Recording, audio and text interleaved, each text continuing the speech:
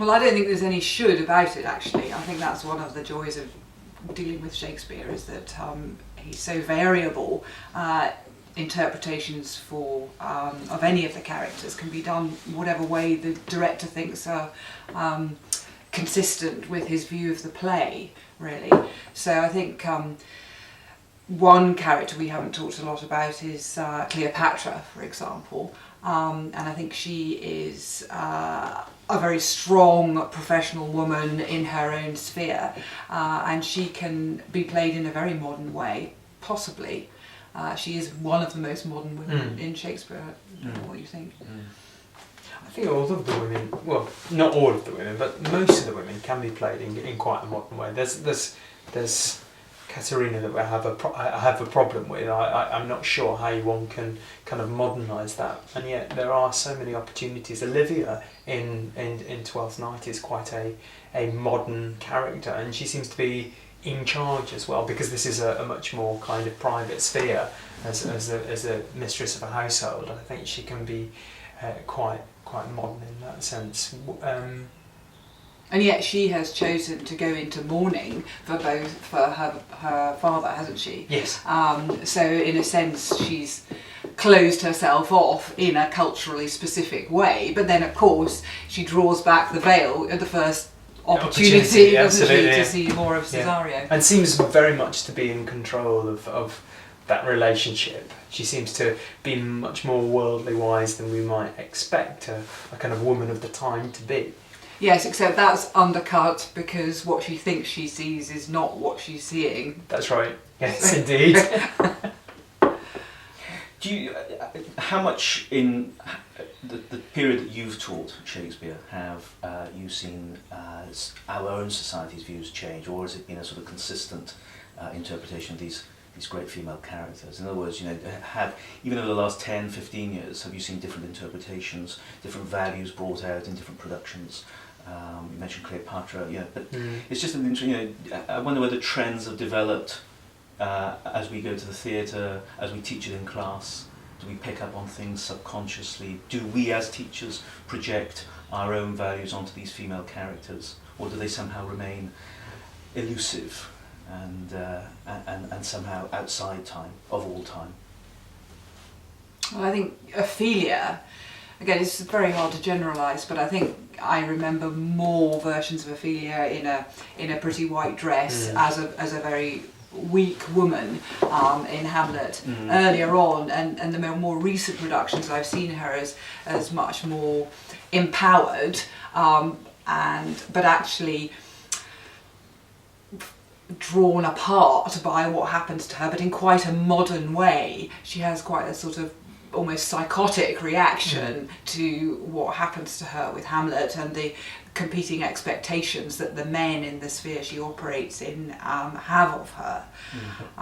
But Desdemona has remained like that, hasn't we? Keep going back to Othello. You have that lovely sort of triangular, Bianca, Emilia, and Desdemona, all representing, I suppose, three different aspects of woman. The courtesan, the whiter than white in every sense, Desdemona, and then Emilia, this character, earthy character, slightly naive, I suppose, to serve that plot. But in that play, you have those three female characters who show us something about how society viewed women at the time, and I wonder whether they still resonate. It's still true. It still is of value. Certainly resonates whenever I teach it in class, any age group. The students connect with them in very different ways. I think modern day performances and actors, female actors, tend to push those characters a little more in their interpretations, and yet they are still bound by the fate of many of these characters. So even though Desdemona may be less passive in her performance than she might have been, she still ends up being completely and utterly subjugated and eventually killed. Suffocated. Yes, and subjugated. Exactly. What about Hero? Have you seen interpretations of Hero differ at all? I mean, how could you play Hero in anything other than a completely passive way? She's almost voiceless, and I mean, she conspires to trick Beatrice. Yeah. But that's about it. Yeah. And then she dies and is resurrected. I think I always thought of her as really just a plot device. Yeah. I mean, she doesn't seem to have much character at all, really. She is plotted against Beatrice as well, isn't she? So It's the foil, isn't yeah, she? exactly. Yeah. So, you know, in representation of women, you do have a strong female character there, and we have touched on the kind of the ambiguities of the end of the play in Much Ado About Nothing, where Beatrice potentially is silenced, but she's quite vocal throughout the play, and obviously that appeals again to this kind of modern day notions of the role of women and how women can take a leading role. And often in Shakespeare, it's the women of the lower social class that are the most vocal and feisty. I mean, I'm thinking of Maria in Twelfth Night. I'm thinking Mistress Amelia. Quickly. Yes, absolutely. So what's that about? Is that their age or their experience, or Was it a pragmatism? Is it a reality? Would it have been that in Shakespeare's time, perhaps even, does that still hold now, that women of lower social orders maybe are more in command, and yet not? Or we expect different things. Yeah. I don't know. I don't know. I think that's hard to generalise on that one. Possibly that doesn't continue through into our age. I'm not sure, but certainly I think the women like Miranda in The Tempest and Desdemona, and they are played with more spirit perhaps than once they were. But it's difficult to generalise. Yeah. We haven't talked about The Tempest, and that's really interesting. You think, have you seen the Helen Mirren? I have. Yeah. Yes. Now, I have. how has that changed? Prospero, she became Prospera, and you know, I struggle sometimes when I'm teaching that to a class to articulate what difference it makes to our interpretation of the play to have Prospero played by a female actor. I think it makes a big difference, because I think there's a significant difference between a father-daughter relationship and a mother-daughter relationship. And I didn't feel that it rang as true. I mean, Prospero has this amazing care for Miranda, doesn't he? And care or control? Control freakery. Yeah, yes. Well, I mean, he is. Remove, isn't there? He is the director, isn't he? He's the chess player, perhaps. Yeah. Whereas I think that the mother-daughter relationship is potentially different. Potentially more explosive. I don't know. It didn't work for me. No, it didn't work for me. I don't know what I think it weakened that relationship. Yes. Also, that sense of when Ferdinand comes on, you have, I suppose, that tension between father and lover. You know, the father of the daughter, and that has then dissipated or gone. You know, so I thought. And also the tension between Caliban and Prospero, and the possession of his protectiveness of her. Miranda, or Miranda seen as an object of lust, which again is another role of a woman.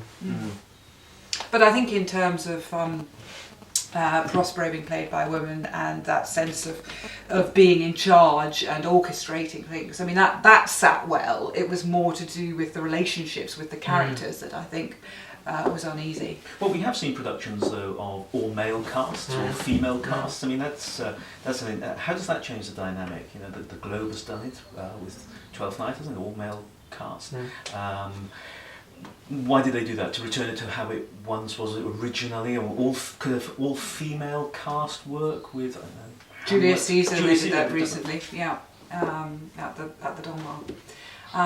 Well, I think going back to the all-male production of Twelfth Night, I think for me it highlighted more of the ironies in the language and the level of and the layers that were already in there anyway, the cross-dressing. Absolutely. Did it make it funnier?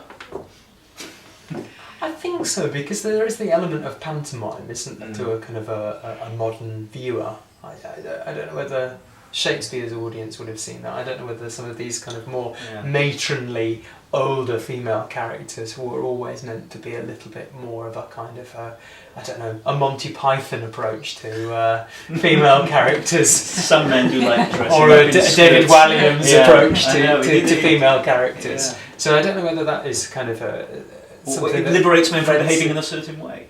They adopt a different disguise. Yeah, and it's part of the Different revels, identity. isn't it? Part of the comedy, maybe. Mm. It was always meant to be physically comic as well as being verbally comic. But I think it's also about identity, isn't it? I mean, what is it that makes us male or female? Yeah. Is it what we wear, what we say, how we interact? Or is it what other people expect of us? So how do we view Cesario? Well, we view her one way if we know that she's a woman, and another way if we think she's a young manservant, and another way if we think we're not quite sure. Yeah. So I think that's part of Shakespeare's genius there, because he's asking so many questions at once and, as usual, giving us no answers. I wonder how much that was influenced by who was on the throne at the time.